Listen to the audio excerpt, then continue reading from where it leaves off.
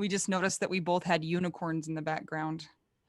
My What's son gave me this unicorn thing that says, "Love you, Mom." Aw. Does it have a He name? brings it to me all the time. Oh, it does, but I can't remember what it is. Well, this is Eunice.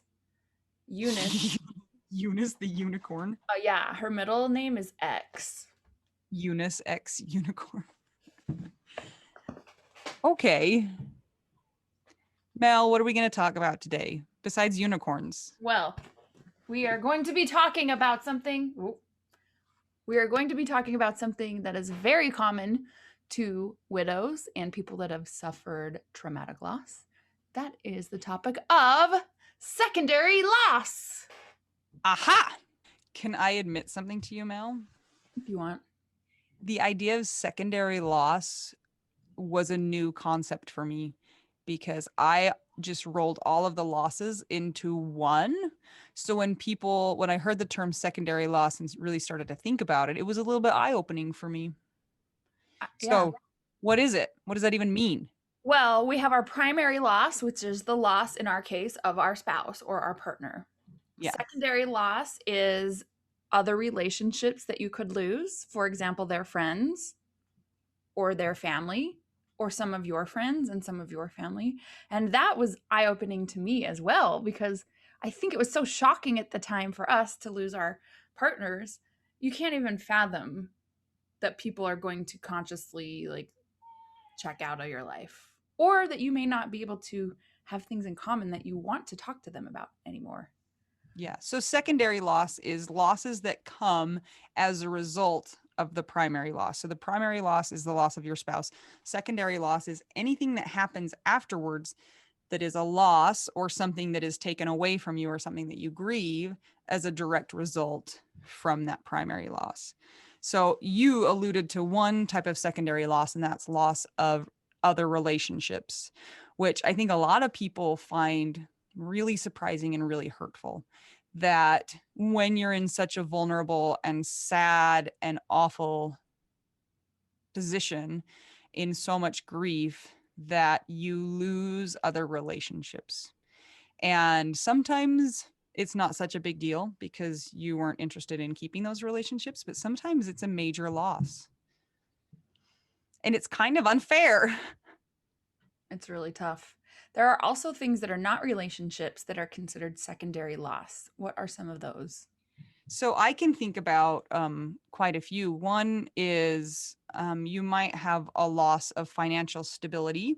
You might have to change how you live. You might have to go out and get a job or a different job. You might find yourself struggling to have the same lifestyle that you had before. That's another type of secondary loss that might be invisible to those around you, or that people don't think of immediately. Sometimes people have to move because they can't afford or take care of their home anymore.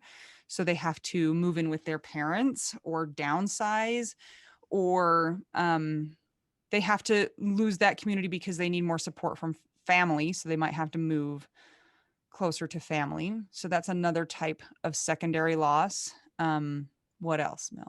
Some people might have stepkids from their deceased partner, and oftentimes it depends on the relationship with the mother or the whoever it is of the kids, and sometimes they choose to let the kids continue to have a relationship with the now widow, and sometimes they decide to pull that out because the connection, which would be the dead partner, is gone. Yeah, that's complicated. That's really hard because that's that's a, what is it called, a conscious decision that somebody makes to remove somebody from your life, and that's really difficult. I think sometimes the secondary loss comes from not a conscious decision, but just it's like you said, the connection is gone, and so people drift apart, or they don't have the same motivation to reach out and to be a part of your life. For some people, it is too painful to continue that relationship because it reminds them of the loss that they have also experienced. So, I mean, sometimes it's really complicated.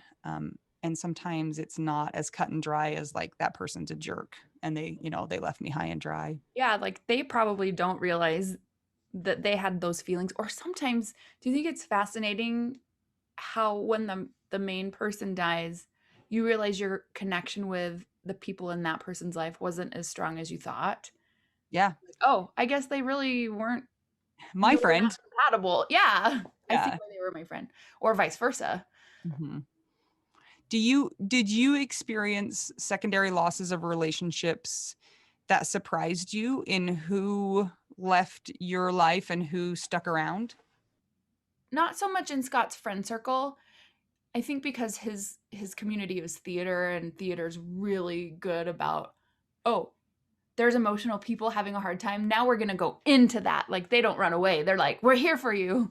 They're like, So, we love this. yeah, I Go. actually gained some friends that I got to know better because of Scott's death, which is, not typical, I know.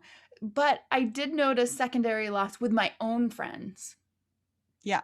That was shocking to me because I can see how, okay, Scott and I were married almost 2 years. I could see how his friends would choose to be like, peace out. Like, but because his friends were theater friends, I don't feel that. But yeah, with some of my friends, there were people that I was aware that they didn't know how to support me because I also didn't know how to be Right. Yeah. supported. But I did notice that there were some people that just completely checked out. And so I was grappling with this like, well, I love this person. This is my friend. I also understand that I wouldn't know what to do in this situation, but I also am watching them pull away. And like I kind of had empathy for them, but I also was in my own situation. And so I did feel kind of mad about it. Like I feel like in the early times, like when things like that happen, even though there are reasons for, well, yeah, everybody has their reasons and their decisions and everybody gets to decide what they do with their own life. Like there are still things that are so ingrained in my heart where I feel resentment for little Mm, things just because it's such a yeah. touchy time. And but it's weird because I can get it. I empathize in a way with them, but I still feel like, ugh, rude. So is this one of those and experiences? You can empathize with them and you still feel angry and hurt by their actions. Yes, And is that okay? I think so. Yeah. Kind of Like, has to be. yeah, what else could it be? I mean, if it's not okay, I also gained 4 fake stepchildren, which is not a secondary loss, but I don't know what you would call it. That Secondary was trauma. a secondary gain. Hey, you guys, you're being so loud. Go downstairs. Where Sorry. were we? Indeed. We were talking about how you gained 4 fake stepchildren who Yeah. are screaming outside my door.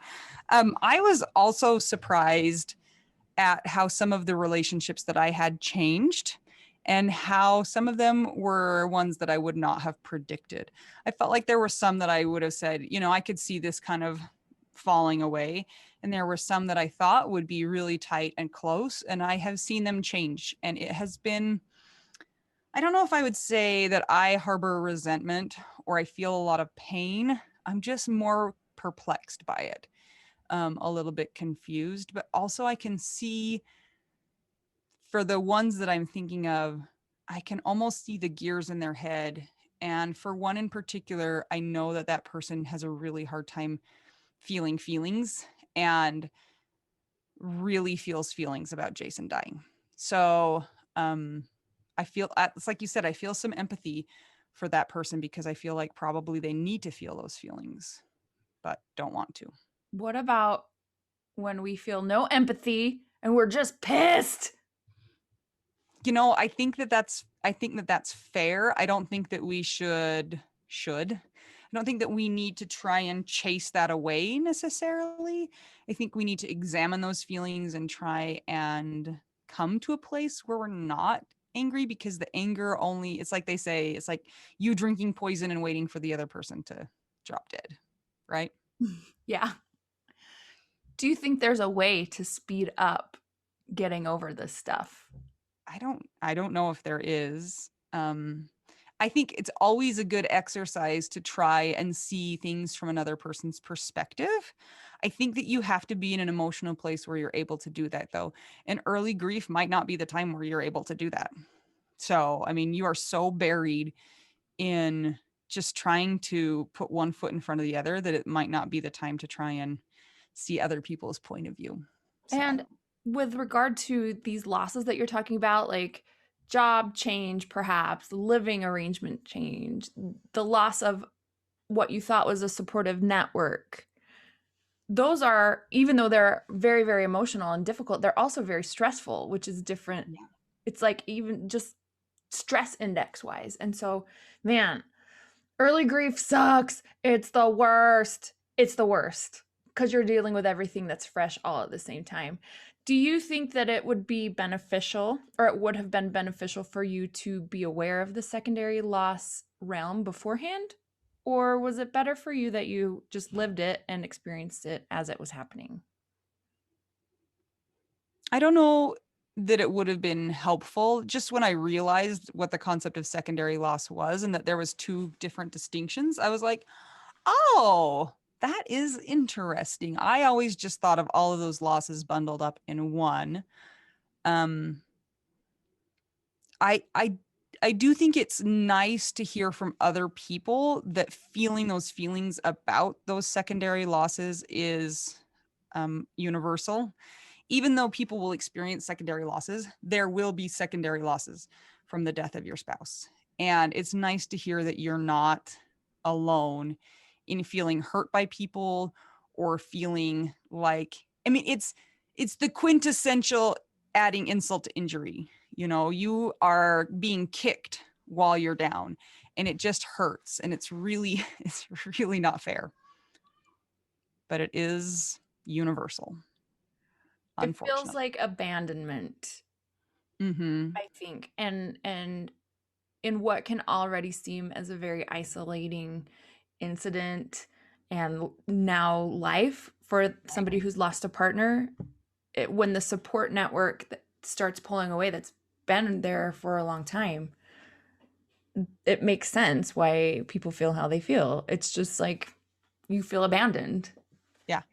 And sometimes that secondary loss happens after early grief because we find that people rally to us in the early part. What can we do? How can we help? And then they flutter away back to their normal life. And we are still here living our nightmare and they have gone back to their regular life, which is another sort of secondary loss is that we watch people go live their life and we don't get to do that.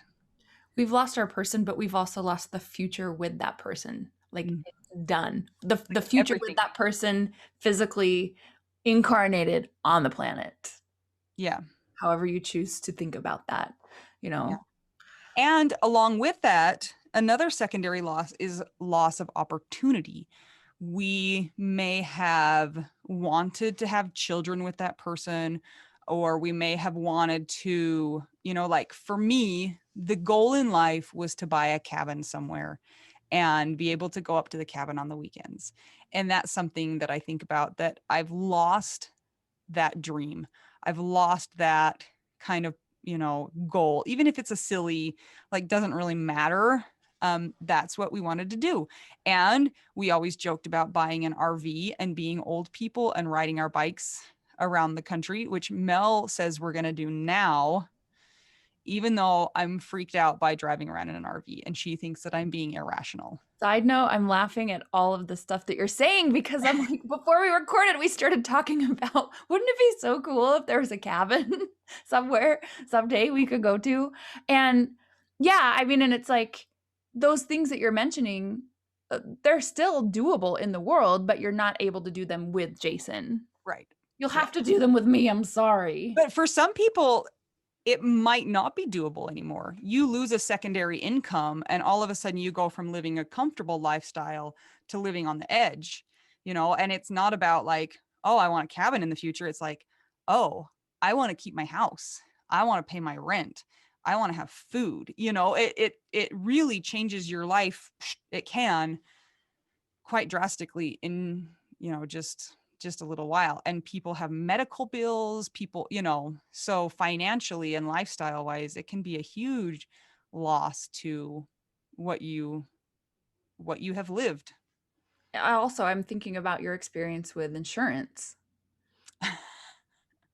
Yeah. You had insurance through Jason's awesome school plan, right? Because he was a Mhm. teacher. Yeah. And they were like, by the way, that ends in 20 days. Good luck. Bye. Peace out. And it's like you're dealing with this hardest thing and you're supposed to go find an insurance plan. You know, I can't, my brain doesn't even work enough to make a peanut butter and jelly sandwich. And you want me to go get insurance. So for my family.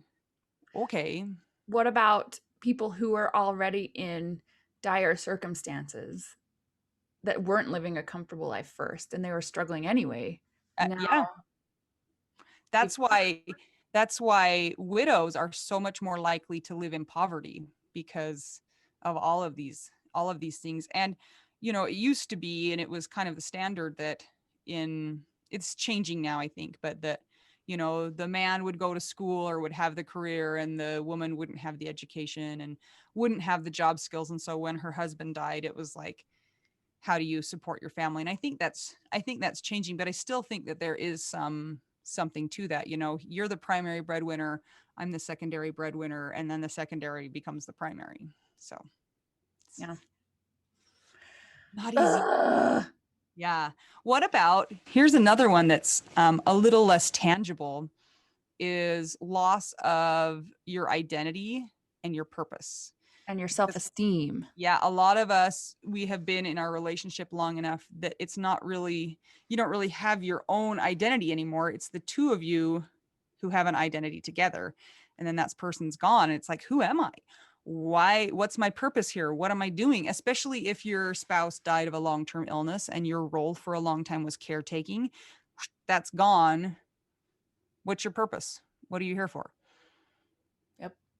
Totally. Or if your partner was the one that gave you validation, where like, am I looking fat? And they're like, no, you look great, honey.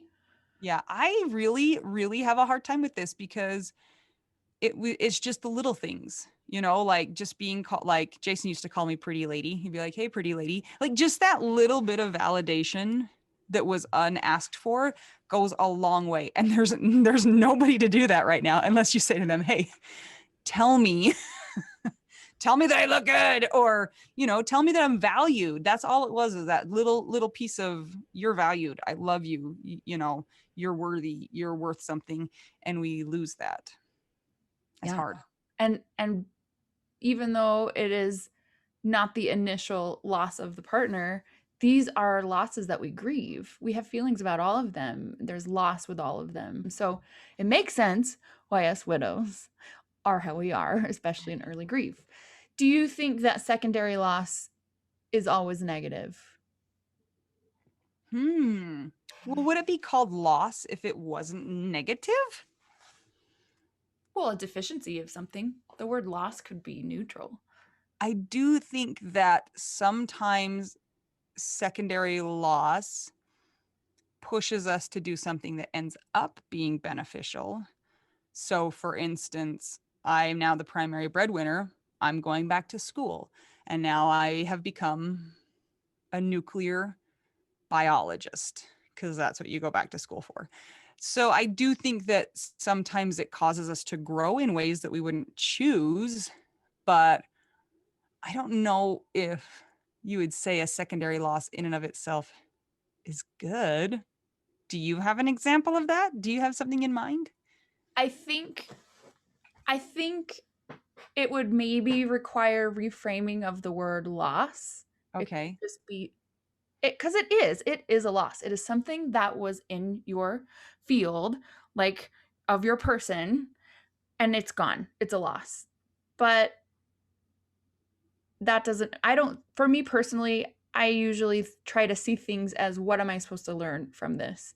And so if I sit too much in the loss and I'm like super mad and I'm like, how dare they? And I'm then going the extra mile and putting blame on people and all that stuff, then I'm not able to see why it might be just kind of how it is. And then ultimately, I get to decide if that's a benefit or not. There have been so many surprising instances of things that I did not have in my life before that I do now that have been life changing and life altering and very positive. And I would never pick the death of a partner to be the catalyst for that, Yeah. ever. However, I can see a lot of positive changes. For example, when Scott died, everybody knew Scott died. And at the time, even before he died, I was trying to work on how I could kind of get out of the same hamster wheel I was in and make a life change. Well, because he died and because everybody externally of me was able to see that he died, it gave me what I needed. It gave me the space that I needed to then do whatever I wanted to do and not feel guilt if other people had comments or issues about it.